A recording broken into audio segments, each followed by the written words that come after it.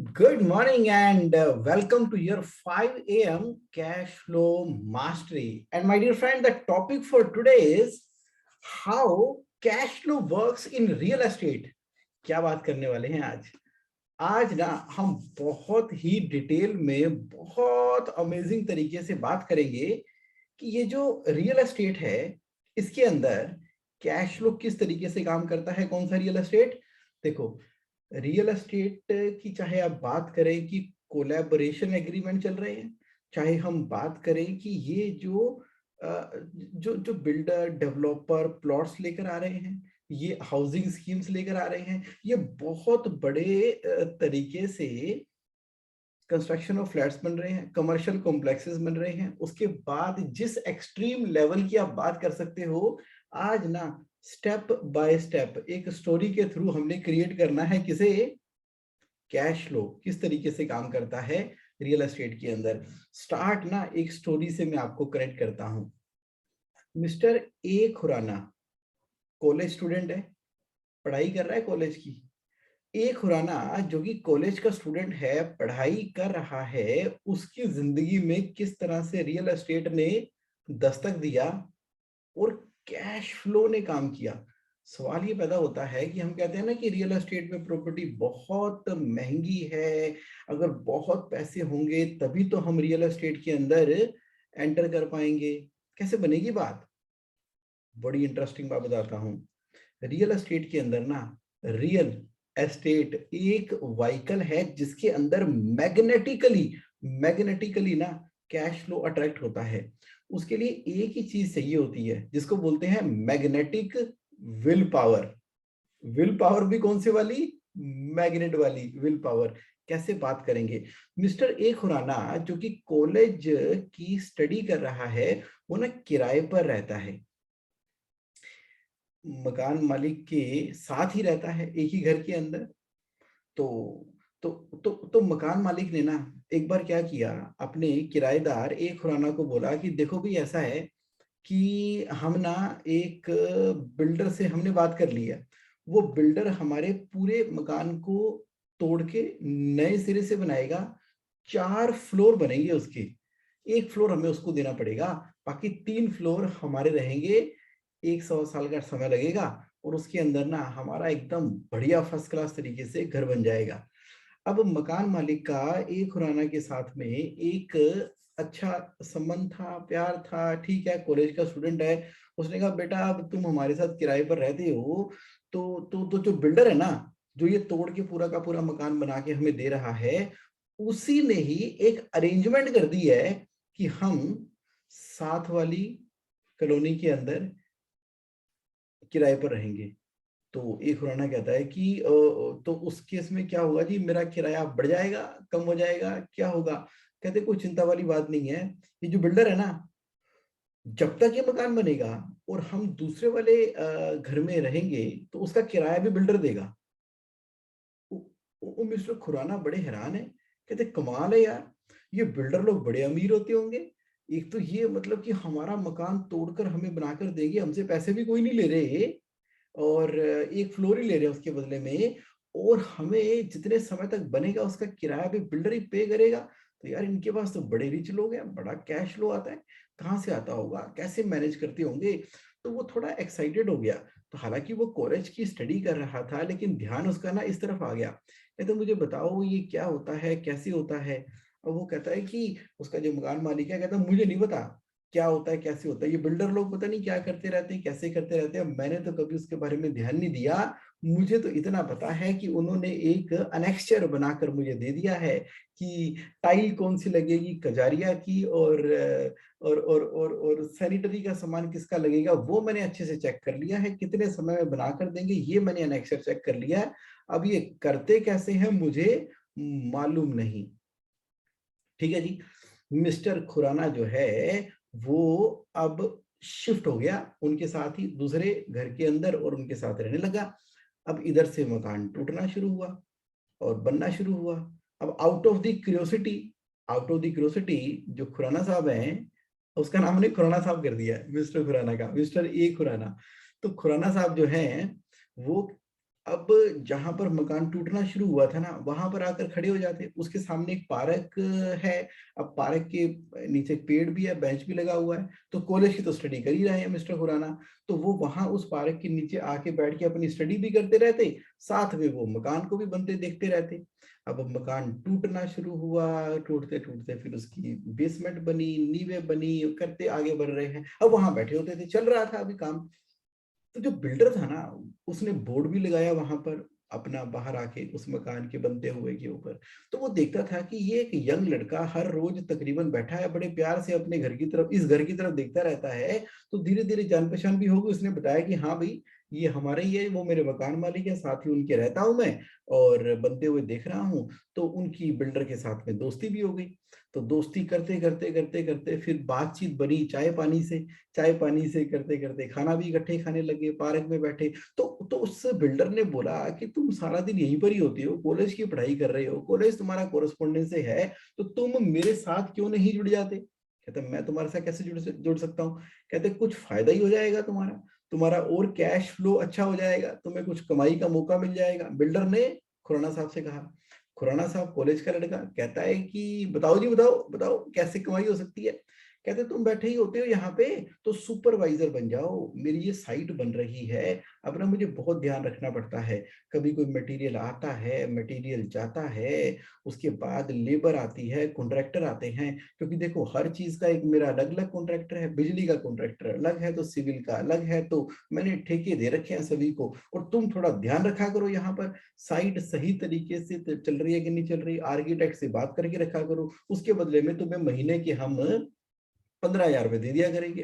अरे वाह, ये तो खुराना साहब खुश हो गए, 15,000 रुपए बिल्डर मुझे भी देगा। उसने कहा बिल्डर कितना रिच होता है यार, कमाल हो गई है, कमालम कमाल हो गई है। उधर घर का किराया भी दे रहा है, इधर 15,000 मुझे भी देंगे सुपरवाइज करने का, उधर से अपने ही पैसे लगा के सारी की सारी कंस्ट्रक्शन किए चले जा रहे हैं। मुझे तो खुराना साहब ने कहा बड़ा होके बिल्डर ही बनना है, पैसे ही पैसे कैसे मैनेज करते हैं। बड़ी क्यूरियोसिटी है कि ये आखिर माजरा क्या है, चलता कैसे है। अब धीरे धीरे जब दोस्ती उनके साथ और बढ़ चुकी है, तो पता चलना शुरू हुआ कि ये रियल एस्टेट के अंदर, ये कोलैबोरेशन एग्रीमेंट के अंदर ये कैश फ्लो काम कैसे करता है। क्योंकि एक बार बिल्डर ने बताया कि देखो जी, ये जो तुम्हारे मकान मालिक है ना, ये थोड़े टेढ़े से हैं, बड़े टेक्निकल से हैं, बड़े पढ़े लिखे हैं, हर चीज की आज की सांच निकालते हैं कि ये मटेरियल लगना चाहिए, वो मटेरियल लगना चाहिए। मैंने भी कहा था कोई बात नहीं, ये मौके की लोकेशन है, बस किसी भी तरीके से ये मान जाए, मैं तो इनसे लेके कोलैबोरेशन एग्रीमेंट के अंदर बना दूंगा। तो खुराना साहब ने कहा कि बिल्डर जी ऐसा कैसे, मतलब कि मौके की दुकान है, मौके का मकान है, ये कैसे? उन्होंने कहा देखो, जब ना ये जगह चाहिए थी ना, तो उससे पहले ही मैं एक सौदा कर चुका था। एक पार्टी मेरे पास आई थी, उसको इस 400 गज के अंदर एक मकान चाहिए था। और मैंने उससे बात कर ली कि मैं दिलवा तो सकता हूँ आपको, इस इलाके में ये फ्लोर मिल जाएगा। और मैंने अपनी मन मर्जी के बढ़िया से रेट भी लगा दिए उसको, और वो पार्टी मान गई। अब वो पार्टी वहां पे मानी पड़ी थी, लेकिन इधर तो मेरा डील भी नहीं हुआ था, इधर मेरा डील भी नहीं हुआ था। फिर इनको मना मनू के समझा समझू के किसी तरीके से मैंने डील किया।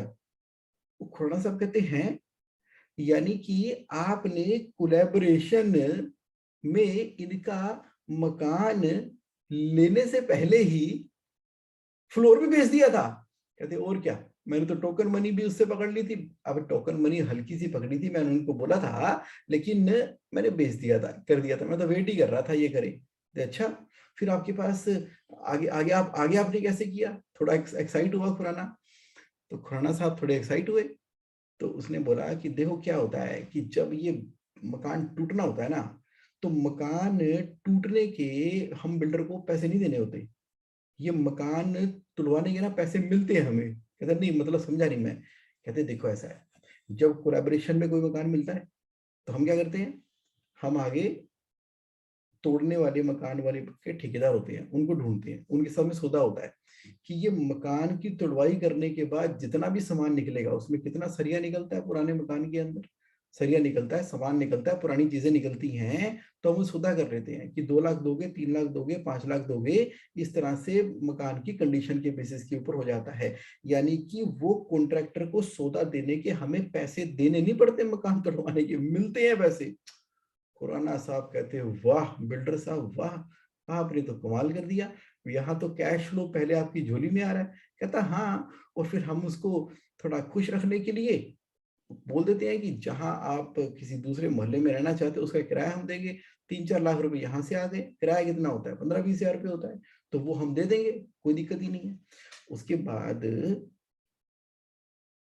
फिर कहते हैं ये खर्चा कैसे होगा, रेगुलर बेसिस के ऊपर कोलैबोरेशन के अंदर आपने जो इतनी बड़ी मकान बना देना है, इसका खर्चा होगा कैसे।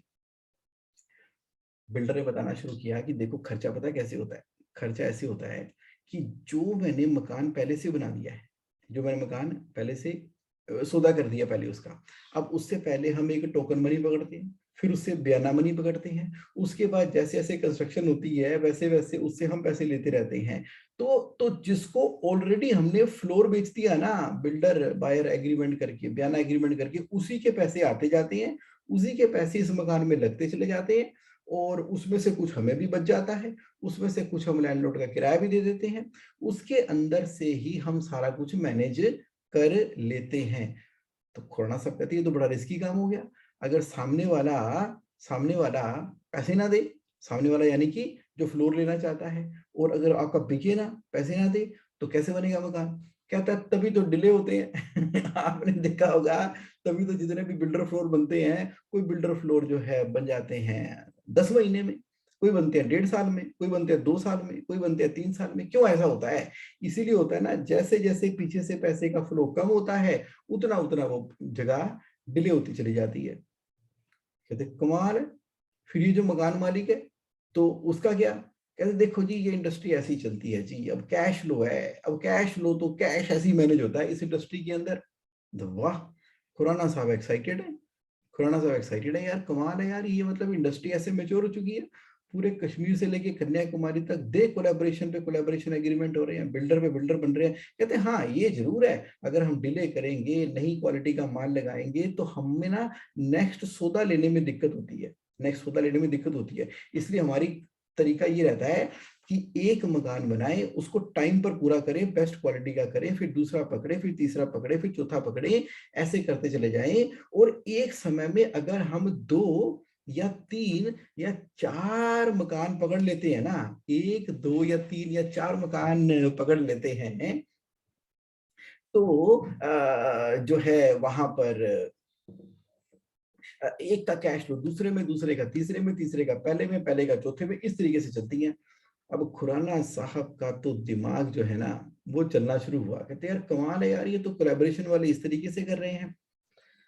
अब वो अंदर बन गया सुपरवाइजर, सुपरवाइजर बन के अंदर ही काम करता रहा, दिमाग चलना शुरू हुआ, दिमाग चलते चलते चलते चलते चलते चलते आगे बढ़ा, आगे बढ़ा, तो उसने भी अब ना सभी इलाकों के अंदर कोलैबोरेशन एग्रीमेंट करने शुरू कर दिए, क्योंकि गेम समझ आ गई थी, कैलकुलेशन समझ आ गई थी, कैलकुलेशन समझ आ गई थी। तो शुरुआत में क्या था, उसके पास कुछ भी नहीं था, एज ए सुपरवाइजर उसको 15,000 रुपए की सैलरी मिलनी शुरू हुई थी खुराना साहब को।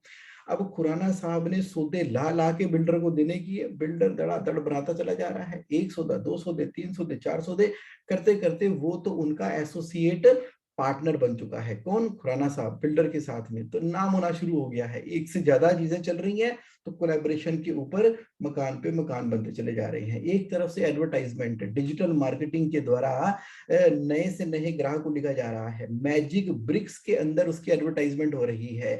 इसके अलावा दुनिया जहान की 99 एकड़ तो क्या, हर जगह पे क्या, अपनी डीलरशिप की बाहर बोर्ड भी लगा लिया गया है, लोग आ रहे हैं, जा रहे हैं, पता कर रहे हैं। अब धीरे धीरे धीरे धीरे करते करते खुराना साहब ने जब अंदर जाकर देखा तो पता लगा कि ये जो बिल्डर जो मकान बनाता है उसकी भी आगे पूरी की पूरी टीम सेट है, कि लेंटर डालने वाले ने लेंटर डाल देना है, सैनिटरी वाले ने सैनिटरी कर देना है, फिनिशिंग वाले ने फिनिशिंग कर देनी है, पीओपी वाले ने पीओपी कर देना है।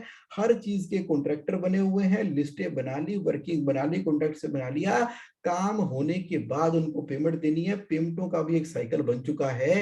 अरे वाह, खुराना साहब की तो अब अपना खुराना बिल्डर बन गए हैं। खुराना साहब अब खुराना बिल्डर बन चुके हैं। खुराना बिल्डर, सबसे पुराना बिल्डर।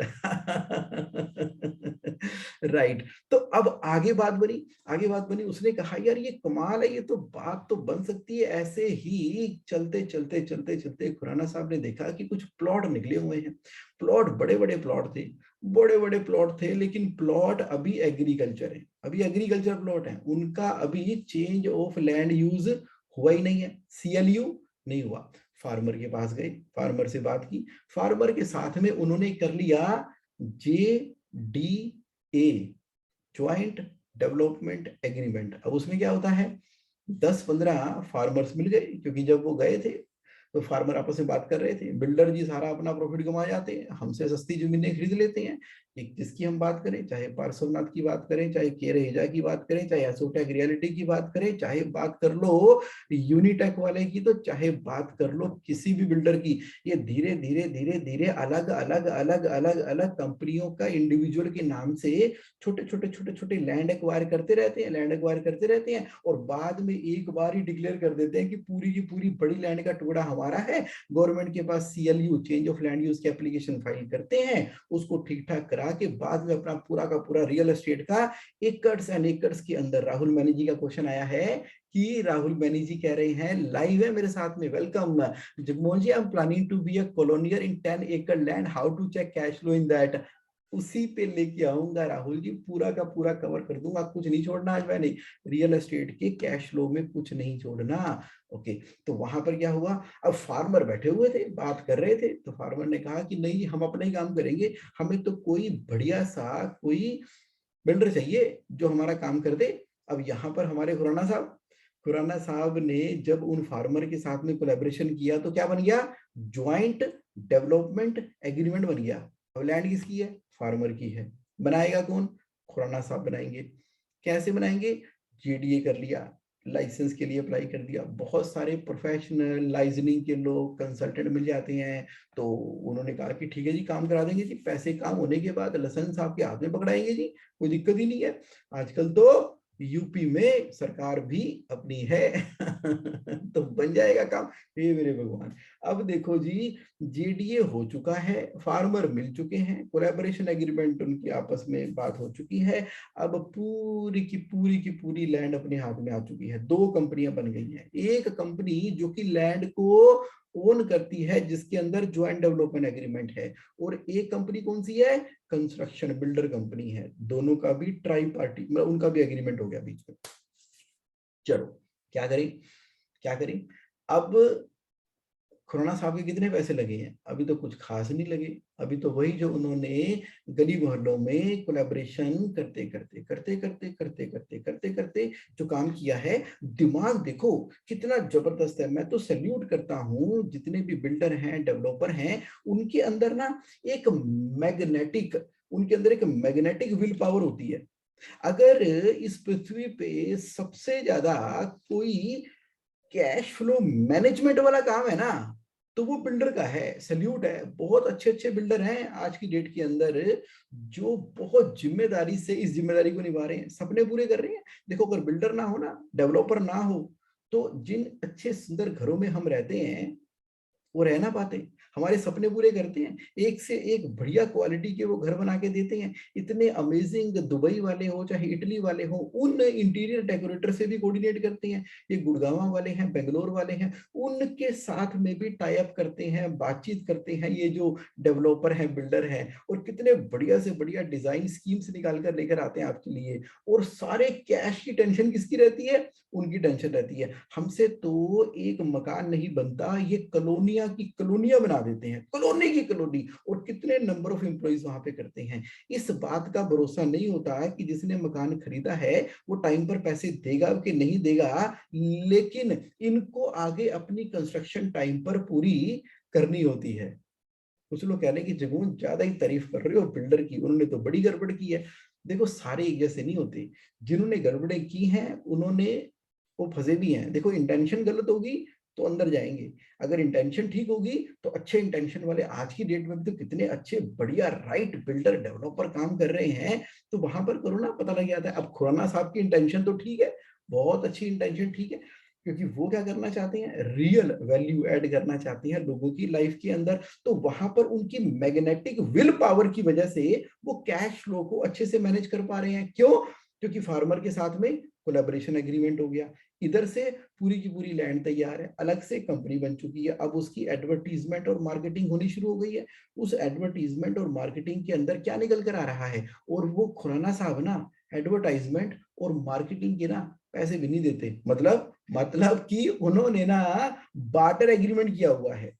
उन्होंने इंडिया टुडे ग्रुप के साथ में, टाइम्स ऑफ इंडिया वालों के साथ में, मैजिक ब्रिक वालों के साथ में, 99 एकड़ वालों के साथ में, यानी कि उनकी कंपनियां ये, तो एक बार्टर एग्रीमेंट कर लिया। क्या होता है बार्टर एग्रीमेंट? मतलब ये हुआ कि आप अपने रेडियो में, एफएम में, मैजिक से मेरी लिस्टिंग कर दो, हर जगह पे कर दो जी। आप दबा के पूरे हिंदुस्तान में शोर मचा दो कि ये पर्टिकुलर प्रोजेक्ट आ गया है, पैसे नहीं दूंगा इस चीज के, इसके बदले में मिल जाएंगे आपको 1 2 3 या 4 फ्लैट, सौदा कर लो, 5 फ्लैट ले लो, 6 ले लो, चलो एक बेल्ट ही पूरी काट के आपके नाम पे दे देता हूँ, एक सेगमेंट आपके नाम पे दे देता हूँ, चलो कमर्शियल एरिया के अंदर आपका ऑफिस सेटअप करने की जगह दे देता हूँ, चलो यहाँ पर आप हल्दीराम या बाकी को बुलवा के वहां करवा लेना, उसके एक्सक्लूसिव राइट मैं आपको दे देता हूँ। क्या हो गया? बार्टर डील हो गई। किसके साथ में? एडवर्टाइजमेंट करने वाली कंपनी के साथ में, यानी कि इंडिया टुडे वाले अपने न्यूज़पेपर के अंदर देंगे। तो बार्टर डील नहीं होती क्या? होती है। बार्टर डील होती है रियल एस्टेट के अंदर। रियल एस्टेट वाले ही सबसे इनोवेटिव लोग थे जो सबसे पहले बार्टर डील शायद लेकर आए थे।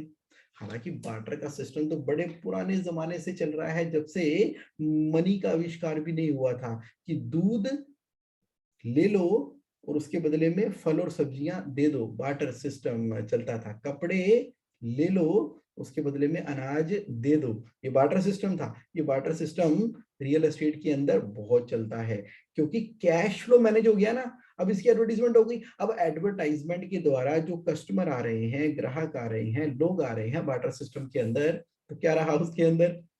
वो क्या करेंगे? बुकिंग अमाउंट देंगे अपना।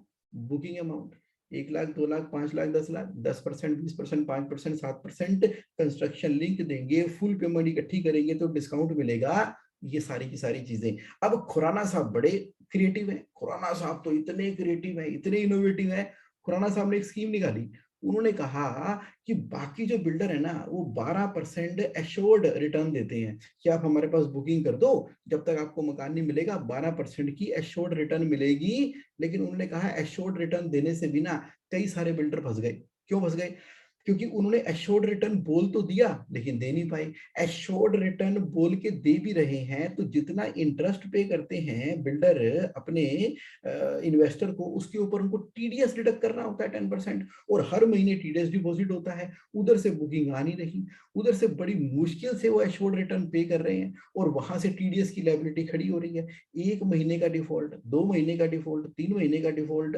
डिफॉल्ट हुआ तो टीडीएस डिपार्टमेंट से नोटिस आ गया, नोटिस आ गया तो सर्वे हो गया, सर्वे होगा तो पूरी की पूरी टीम बैठ गई, बुला लिया उनको जमुना पार और वहां बिठा लिया उनको टीडीएस सेल वालों ने कि क्यों भाई जमा क्यों नहीं करा रहे, और परेशानियां पंगे। ऐसे बहुत सारे बिल्डर बैठ गए इस चक्कर में एश्योर्ड रिटर्न के अंदर। खुराना साहब कहते हैं मैं ऐसा नहीं करूंगा, मैं कभी करूंगा ही नहीं ऐसा।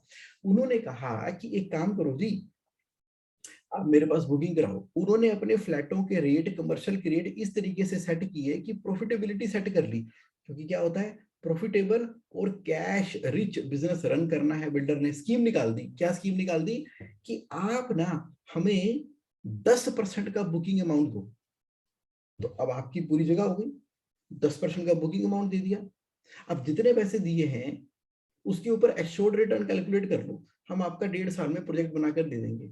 एश्योर्ड रिटर्न कैलकुलेट की। उन्होंने कहा कि एश्योर्ड रिटर्न ना आपको पैसे में नहीं दे रहे, जितनी आपकी एश्योर्ड रिटर्न है ना, दिए आपने 10% है, हम मान लेंगे कि आपने 20% दिए हैं। चलो जी।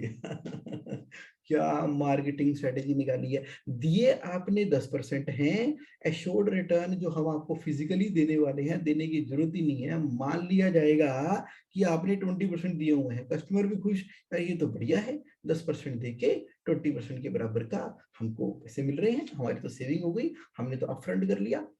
ऐसी ऐसी स्कीमें निकालते चले जा रहे हैं खुराना साहब। तो इसको क्या बोलते हैं? Cash flow management. Cash flow के अंदर 10 दे के 20 करना और उधर से मैजिक ब्रिक और बाकी कंपनियों के साथ में बार्टर करना, तो कैश फ्लो को उन्होंने वहां से मैनेज कर लिया। यहाँ से जैसे जैसे बुकिंग के पैसे आते चले जा रहे हैं, बुकिंग के पैसे आते चले जा रहे हैं, उससे अब कंस्ट्रक्शन होनी शुरू हो जाएगी। अब थोड़ी उसके अंदर एक्सेलरेशन चाहिए, जबरदस्त तरीके से एक्सेलरेशन चाहिए। अब बहुत सारी कंपनियां इंडिया के अंदर जो कि मार्केटिंग की सर्विस प्रोवाइड कर रही है रियल एस्टेट के अंदर। अब खुराना साहब कौन से कम थे, खुराना साहब ने कहा कि मैं भी एक्सप्लोर करता हूँ कौन कौन सी ऐसी कंपनियां हैं। तो क्लिनिक प्लस जैसी ही, क्लिनिक इन्वेस्टर, तो क्लिनिक इन्वेस्टर जैसे बहुत सारी ऐसी कंपनियां हैं जो कि बल्क में डील उठा लेती हैं। वो कहती हैं कि लो जी, उठा ली मैंने आपकी 100 फ्लैटों की डील उठा ली, मार्केट में आप रेट ऑफ कमीशन देते हो 6%, अपना लगेगा 15%। कहते क्या बात कर रहे हो, 15% कमीशन, 15% कमीशन। मार्केटिंग कंपनी कहती भाई 15 चाहिए, उससे नीचे वारा नहीं खाता हमें। ठीक है जी, तो 6% वाले हम 70% हम बेच लेंगे, 30% हिस्सा आपको दिया बेचने के लिए। अब उन्होंने चक्रव्यूह घुमा दिया, अब उन्होंने चक्रव्यूह घुमा दिया मार्केटिंग कंपनियों ने, और वहां से दे धनाधन अलग अलग स्कीम्स निकाल के उन्होंने बेचना शुरू कर दिया। अब वहां से डिपॉजिट कलेक्शन आ रही है। आप देख रहे हो किस तरह से रियल एस्टेट के अंदर खुराना साहब को पता लग गया है कि पैसा लगा तो इन्वेस्टर का ही होता है, पैसा लगा तो उसी का ही होता है। अब बीच में कई सारे लोग वो भी होते हैं रियल एस्टेट के अंदर जो कहते हैं कि ठीक है पहले पहले फ्लैट बुक करा लो, पहले पहले फ्लैट बुक करा लो, बाद में तो बेच ही देना है। और बिल्डर भी वहां पर एक स्कीम निकाल के लेके आता है। वो स्कीम क्या होती है, वो स्कीम होती है first transfer free. First transfer free, पता क्यों रखते हैं फर्स्ट ट्रांसफर फ्री? जब भी एक पर्सन ने, यानी कि डीलर इन्वेस्ट करते हैं शुरू में, इन्वेस्टर इन्वेस्ट करते हैं और फर्स्ट ट्रांसफर के टाइम पे वो निकल जाते हैं बाहर, तो उसको उनको एग्जिट चार्ज नहीं लगता, फिर वो रियल इन्वेस्टमेंट वाले आ जाते हैं। तो यानी कि मनी की डेवलपर जो है इस तरह से फंडिंग अरेंज करने की कोशिश करते हैं। ठीक है, हिम्मत है, इसको बोलेंगे मैग्नेटिक विल पावर। इतना बड़ा रिस्क लेने की पावर होती है बिल्डर और डेवलपर में, आपके सपनों को पूरा करने के लिए।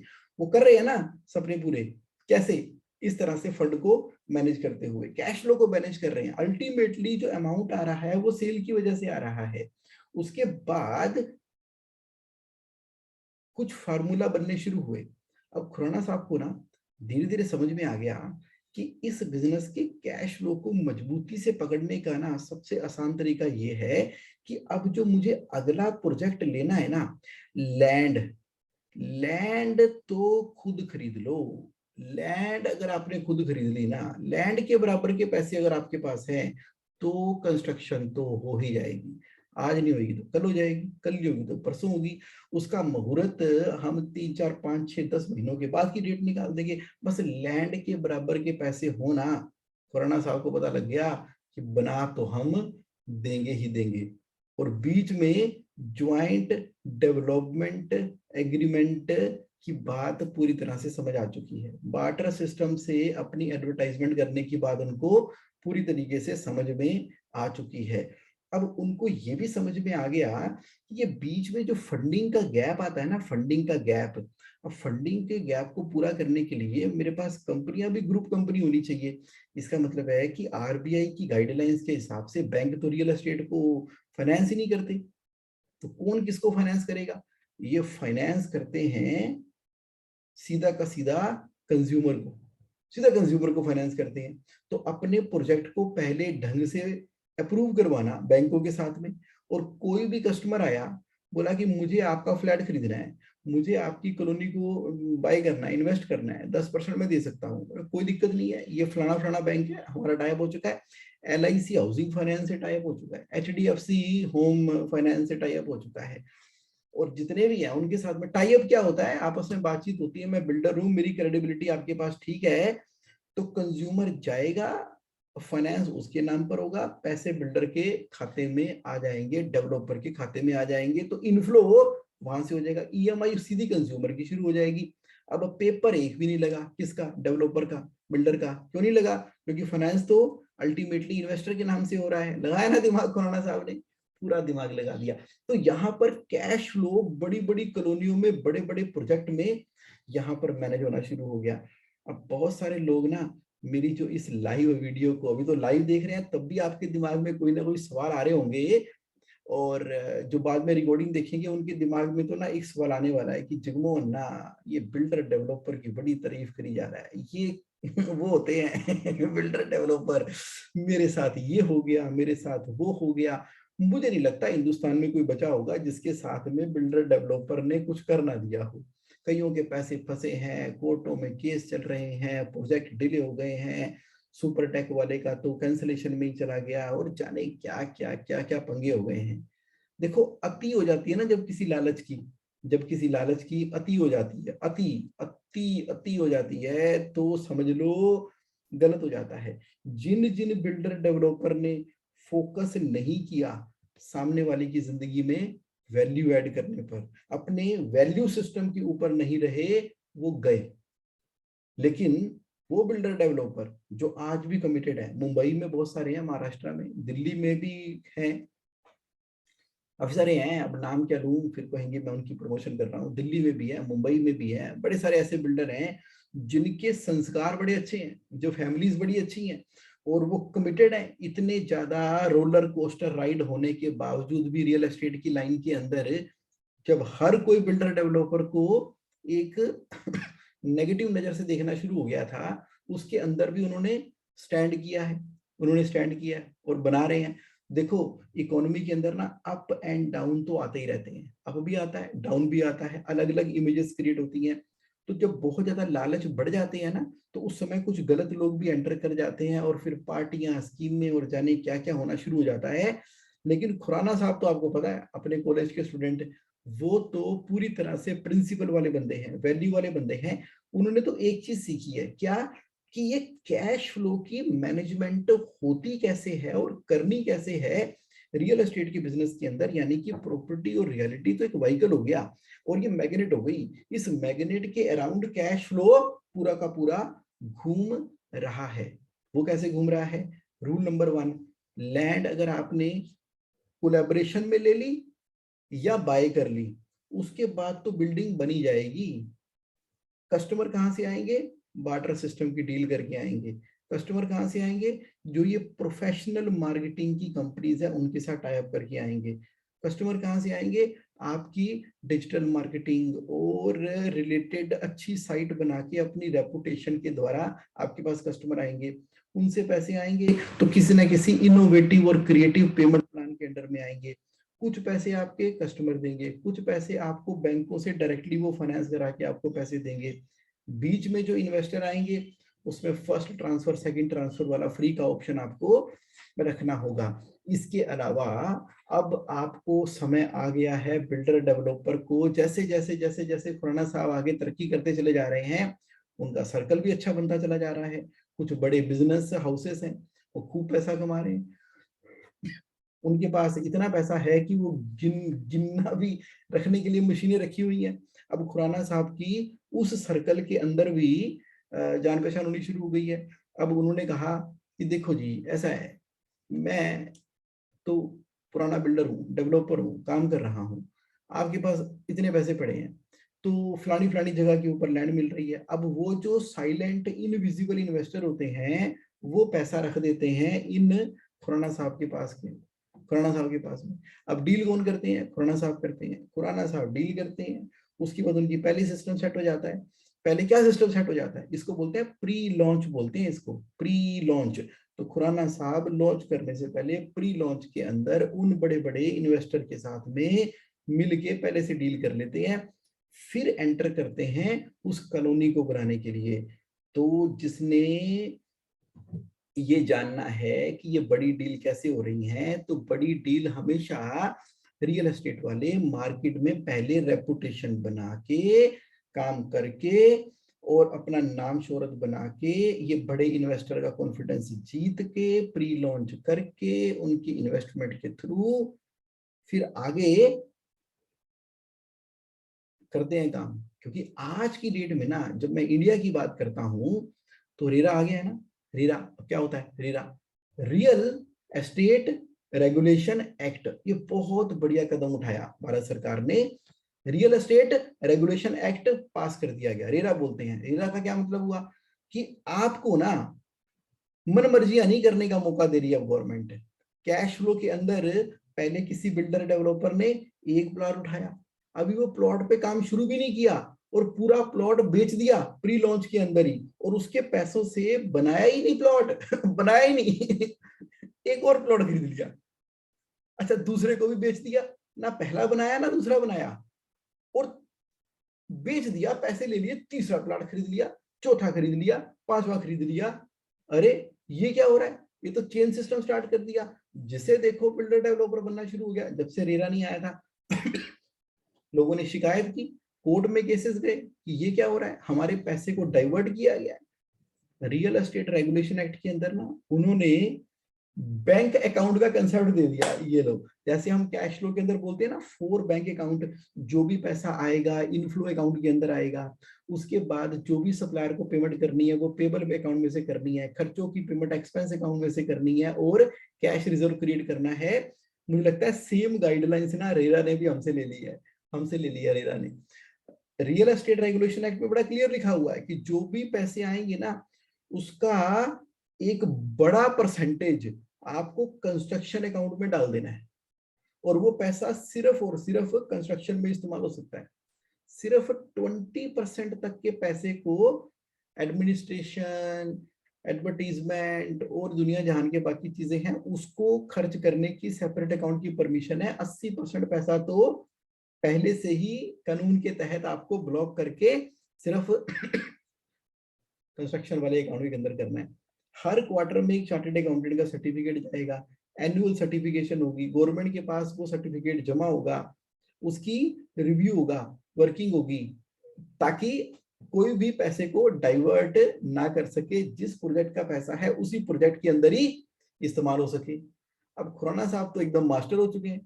खुराना साहब तो रियल एस्टेट के अंदर कैश फ्लो करने के मास्टर कहां से हो चुके हैं, क्योंकि उनको पता है रूल नंबर 2 कि मेरे पास ना टीम्स होनी चाहिए, टीम्स, वो भी मजबूत वाली टीम। तो उन्होंने ना अपने जो सब कॉन्ट्रैक्टर भी बना रखे हैं ना, वो बढ़िया बढ़िया सब कॉन्ट्रैक्टर बना के रखे हुए हैं। बढ़िया सब कॉन्ट्रैक्टर का मतलब क्या हुआ, जिसने पूरी की पूरी सिविल स्ट्रक्चर खड़ा करना है ना, सिविल स्ट्रक्चर खड़ा करना है, वो एक है। उसको बोलते हैं कि तू सिविल स्ट्रक्चर खड़ा करता चला जा, आगे तेरी तो जो एक और कंपनी है सीमेंट सरिया की जो ट्रेडिंग करती है कंपनी, तो उसका आगे उसके टाइप है, तो उससे 30 से 90 डेज का क्रेडिट ले, वहां से माल खरीद और मेरी कंस्ट्रक्शन कर, इधर से मेरी बुकिंग आती चली जाएगी और मैं तेरे को पेमेंट करता चला जाऊंगा। तो कम से कम 1 करोड़ से लेके 3 करोड़ तक तुम्हारी मेरे प्रोजेक्ट में इन्वेस्टमेंट लगने वाली है। सुन लो मेरे सिविल कंस्ट्रक्शन वाले ठेकेदार साहब, लगाने को तैयार हो तो आपको कॉन्ट्रैक्ट देता हूँ। खुराना साहब किसको कॉन्ट्रैक्ट दे रहे हैं, पहली कंडीशन क्या होती है, बढ़िया बनना चाहिए क्वालिटी का। दूसरी कंडीशन क्या होती है, टाइम पर बनना चाहिए। तीसरी कंडीशन क्या होती है कि मैं ना आपको पेमेंट आराम आराम से देने वाला हूँ। अब मार्केट के अंदर जो लोग लैंड में इन्वेस्ट नहीं कर पाते, बड़े बड़े प्रोजेक्ट नहीं कर पाते, वो कहते हैं चलो ठीक है ये रेनाउंड बिल्डर है तो लग जाओ इनके साथ में, सब कॉन्ट्रैक्ट ले लो, एक प्रोजेक्ट मेरा अच्छा साइकिल में घूम गया, अब उसी की फोटो में चिट्ठियां डाल के मैं पूरे हिंदुस्तान में मशहूर हो जाऊंगा। तो वो ऐसा करने को तैयार हो जाते हैं। अब खुराना साहब के लिए ऐसे बहुत से टीमें बिल्डर तैयार हो गए हैं जो अपना पैसा भी इन्वेस्ट करने को तैयार हो गए हैं। अब रियल एस्टेट में 2 जगह से पैसा आ रहा है, पहला 3 जगह से पैसा आ रहा है, 3 जगह से, तीन जगह से। पहला, जो कस्टमर अपने पैसे दे देते हैं। दूसरा, देते कस्टमर ही, देते कस्टमर ही है लेकिन वो बैंकों से फाइनेंस करा के आपको पैसा दे देते हैं। तीसरा, जो आपने प्री लॉन्च के टाइम पर बड़े बड़े इन्वेस्टर के साथ में टाई अप किया हुआ है, वो आपके प्रोजेक्ट में इंटरेस्टेड होके, उसको पंजाबी में बोलते हैं पत्ती डालना, पत्ती पत्ती का मतलब होता है शेयर डालना, शेयर, शेयर यानी कि हिस्सेदारी। भाई ये प्रोजेक्ट आ रहा है खुराना साहब, खुराना साहब इस प्रोजेक्ट के अंदर मेरा 4% डाल लो। खुराना साहब कितने का प्रोजेक्ट है, ये 400 करोड़ का प्रोजेक्ट है, खुराना साहब इस 400 करोड़ के प्रोजेक्ट में मेरा 10% डाल लो, 10% डाल लो। देखो इस तरह से कैश फ्लो मैनेज हो रहा है।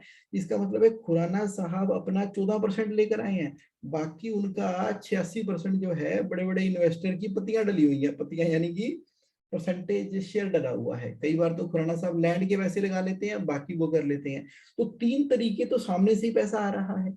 और पैसा जो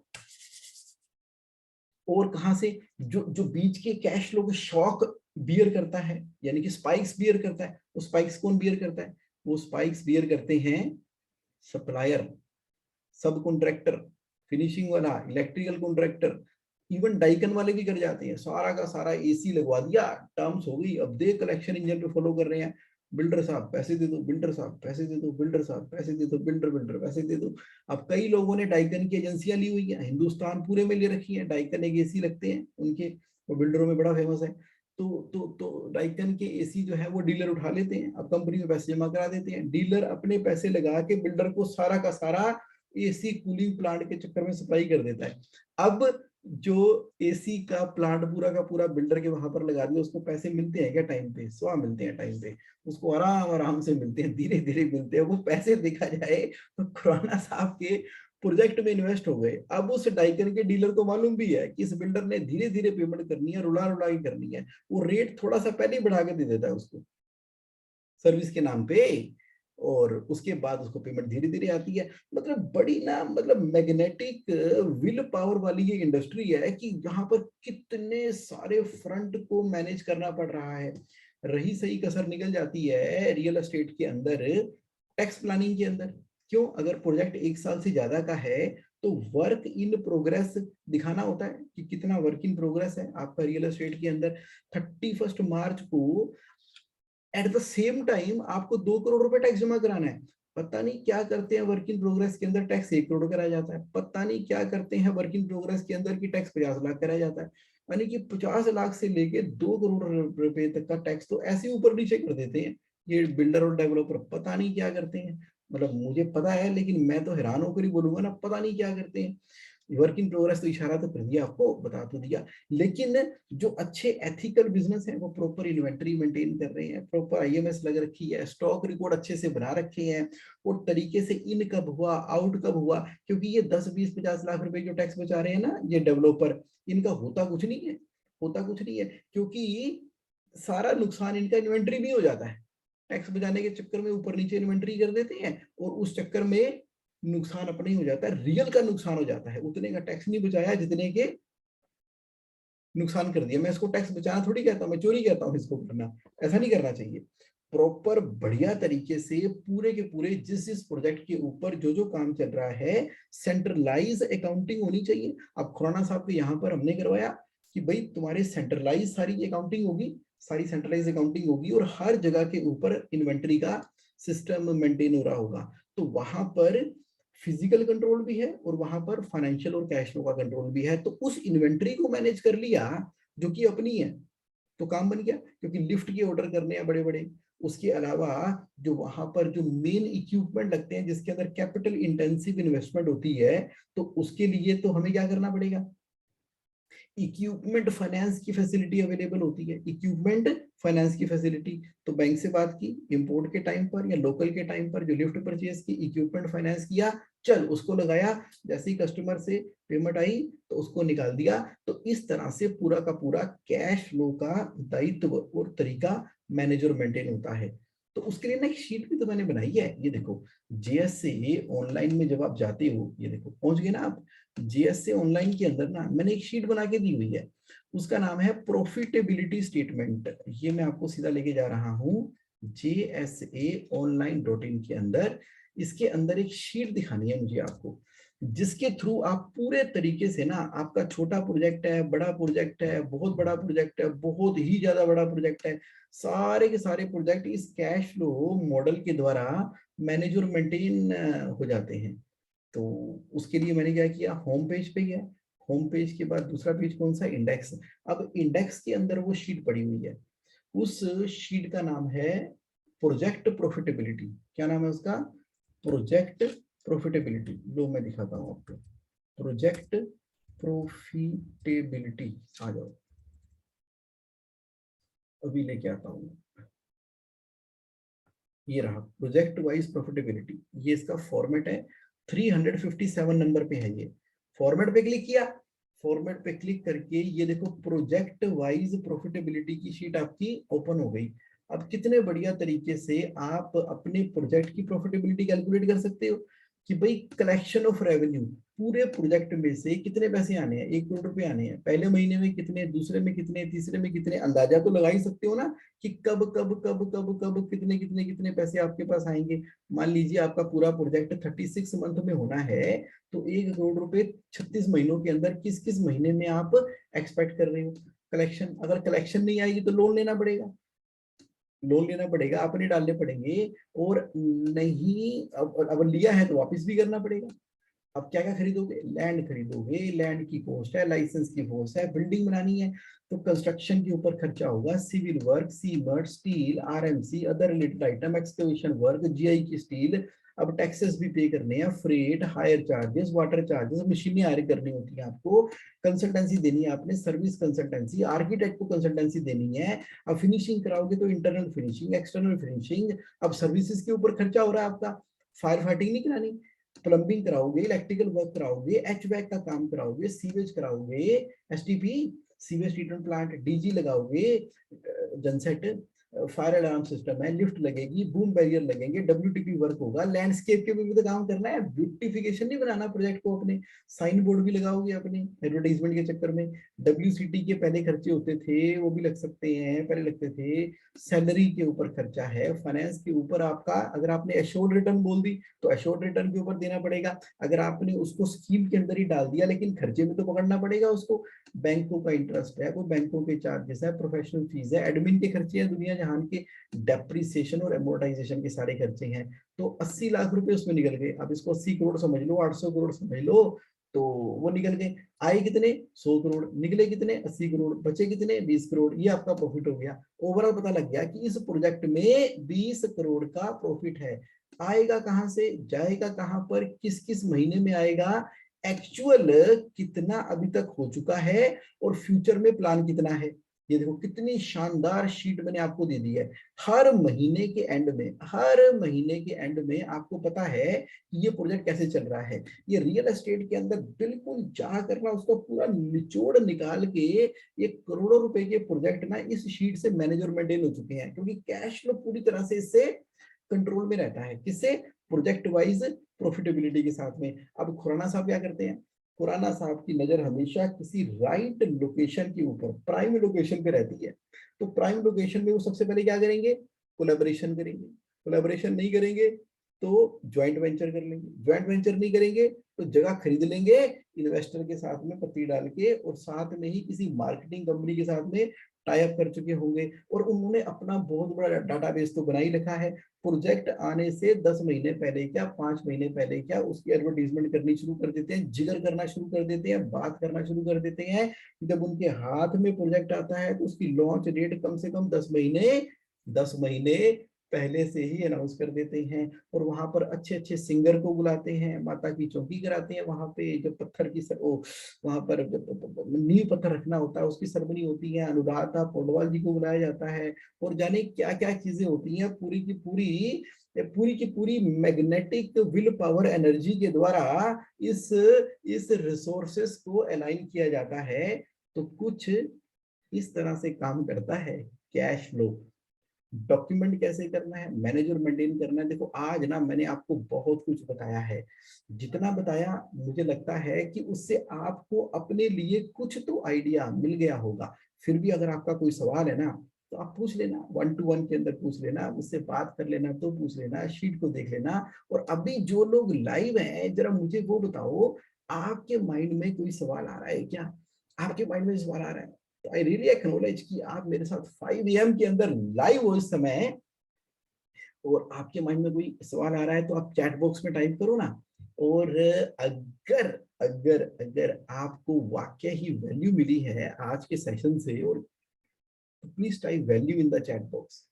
और कैसा रहा आज का सेशन, कैसा रहा आज का सेशन, उसके बारे में जरा चैट बॉक्स में बताओ कि how you are liking today's session, how you are liking today's session. Why, because क्योंकि देखो JSAonline.in के अंदर मैं आपके लिए ये सिस्टम इसलिए लेकर आता हूं ताकि आप ना फ्लड कर सके अपने बिजनेस को और लाइफ को कंसिस्टेंट कैश फ्लो के साथ में। तो मैं मिलेनियर बिलेनियर जो ऑलरेडी है ना, उनके आपको मैं ना तरीके बताता हूँ, डिजाइन बताता हूँ, किस तरह से फाइनेंशियल फ्रीडम अचीव हो रही है। अपना टाइम थोड़ी वेस्ट करना है ट्रायल और एरर के अंदर और टेक्निकल डिपेंडेंसी के अंदर, ये सारी आपको मिल रही हैं। कोई सवाल आ रहा है तो पूछ लो, नहीं तो आज का सेशन कंप्लीट है। अरविंद गाला जी कह रहे हैं माइंड ब्लोइंग सेशन टुडे।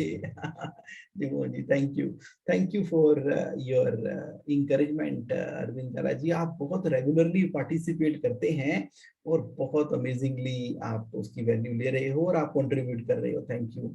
तो मनियारी जी कह रहे हैं new concept in property financing scheme, yes you got to know about that, congratulation. Selvam Ramakrishnan ji कह रहे हैं how to prepare cash flow project report for other industry like tourism industry. देखो, other industry like tourism industry के अंदर आप बनाना चाहते हो ना, उसके लिए आपको कहाँ चलना पड़ेगा? उसके लिए आप जेएसए के इंडेक्स में जाओगे, यहाँ पर पॉइंट नंबर 6 होगा। हाँ, ये रहा point number 6, budgetary control, how to prepare budget. तो जैसे ही आप इस वाली शीट पे क्लिक करोगे तो फॉर्मेट आ जाएगा, राइटअप भी है, वीडियो भी है। आप फॉर्मेट पे क्लिक करोगे ना, अदर इंडस्ट्री जैसे टूरिज्म इंडस्ट्री है, उसके लिए मैंने आपको बजटरी कंट्रोल दे दिया है। तो इस बजटरी कंट्रोल के द्वारा प्रॉपर तरीके से आप प्लानिंग कर सकते हो कि मेरा कितना रेवेन्यू रहने वाला है, कितना जीपी एनपी फिक्स्ड कॉस्ट रहने वाली है, और आपका रेवेन्यू आएगा कहाँ से। आपका रेवेन्यू जहां से भी आएगा ना, आप उसकी प्लानिंग कर लो कि आप टूरिज्म इंडस्ट्री में हो तो पैकेज 1, पैकेज 2, पैकेज 3, पैकेज 4, तो बेस्ट केस सिनेरियो में कितने पैकेज बेच दोगे। आपने कहा कि मैं तो बेस्ट केस सिनेरियो में इस तरह के 5 पैकेज बेच दूंगा, और एक पैकेज कितने का है, तो आपका रेवेन्यू की वर्किंग हो गई। दूसरी तरह का पैकेज कितना बेच दोगे, 12। तीसरा पैकेज कितना बेच दोगे, तीसरे तो जो मैं 100 बेच दूंगा, चौथे तो मैं 500 पैकेज बेच दूंगा। तो ये देखो, ये आपका क्या आता चला जा रहा है, बेस्ट केस सिनेरियो के अंदर कम से कम कितना कर दोगे, वो आ गया। अप्रैल में क्या करोगे, मई में क्या करोगे, जून में क्या करोगे, जुलाई में क्या करोगे, अगस्त में क्या करोगे, एक एक चीज ना इसके अंदर बनाकर दी हुई है मिस्टर सेल्वम। आप इस वाली शीट को यूज कर सकते हो। और कैसा अंकलेश्वरिया जी, थैंक यू। आपने कहा अंडरस्टूड बिल्डर किस तरह से काम कर रहे हैं। देखो, बिल्कुल इनसाइडर स्टोरी मैंने आपको बता दी है। मिस्टर खुराना किस तरह से एक कॉलेज स्टूडेंट जो कि एक मकान में रहता था और वहां से आज दुनिया का रिनाउंड डेवलपर है, तो क्या किया उसने, किस तरह से कैश फ्लो को मैनेज किया। उसके पास तो था ही नहीं कैश, कुछ भी नहीं था, मनी नहीं थी उसके पास, लेकिन रियल एस्टेट के अंदर आज मल्टा मिलेनियर है हमारे खुराना साहब। Okay, great, right. Thank you very much everybody for participating in today's power pack session. अगले सैटरडे फिर एक बहुत इंपॉर्टेंट एंड रिलेवेंट टॉपिक में आपके लिए लेकर आऊंगा। Thank you very much for participation. Have a great week ahead. Thank you, bye.